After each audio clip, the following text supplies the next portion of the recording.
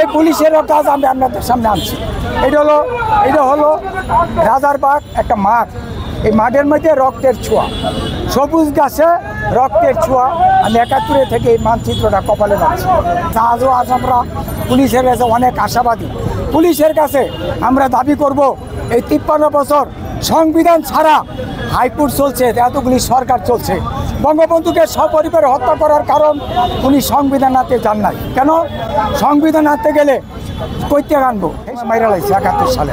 এই পুলিশের রক্ত, সেই পুলিশের কাজ আমি আপনাদের সামনে আনছি। এটা হলো রাজারবাগ একটা মাঠ। এই মাঠের মধ্যে রক্তের ছোঁয়া, সবুজ গাছে রক্তের ছোঁয়া। আমি ৭১ থেকে এই মানচিত্রটা কপালে পাচ্ছি। এটা হলো বাংলাদেশের পতাকা। তারপরে কে কী করছে এটা আমি জানি না। এটা অনেক চাপা পাচা বাইরেছে, অনেক মিথ্যা কথা বাইরেছে। আমি পতাকা মারাইছি, আসলে সেটা রাজারবাগ মাঠের একটা দৃশ্য।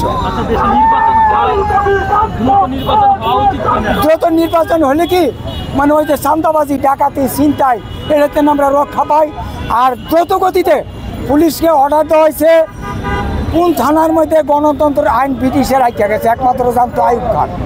এখন আইয়ুব খান তো নাই। এখন আইয়ুব খান নাম করে এই সহযোগিতাটা করে নাই। আপনাকে বলা হয়েছে যে বাংলাদেশে এখন সরকারে আছে, তারা বলছে যে সংস্কার করার পরে নির্বাচন অনুষ্ঠিত হবে। বিভিন্ন রাজনৈতিক দল আছে, তারা বলছে যে দ্রুত সময় নির্বাচন দিতে। আপনি জনগণ, আপনার কাছে কি মনে হয়? আচ্ছা, সংস্কার যে কথাটা বলছেন সেটা হইলো ৫৩ বছর তো চলতেই আছে। আরও যতদিন এই দেশ থাকবে পৃথিবীতে ততদিন পর্যন্ত সংস্কার চলবেই, এটা কোনো মিস নাই। কিন্তু এখন আমাদের দরকার হলো সংবিধানে।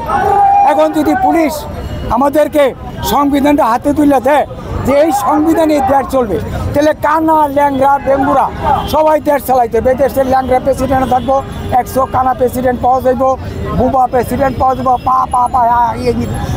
সংবিধান আছে, তার হাতে দলিল আছে। এতদিন দলিল ছিল না ৫৩ বছর। এখন আমরা পুলিশের অনুরোধ করব, পুলিশ স্যার আপনারই থাকবেন দেশের মেরুদণ্ড, আপনারই থাকবেন সবার মা বাপ, রাজনৈতিক দলের প্রেসিডেন্ট, সাধারণ সমাজে যাদের সবার মা বাপ সবাই আপনাদের সম্মান করবে, স্যালুট দেবে। প্রধানমন্ত্রী স্যালুট। স্বরাষ্ট্র মন্ত্রণালয়, এটা তো স্বরাষ্ট্র মন্ত্রণালয় এই শেষ, আর হবে না।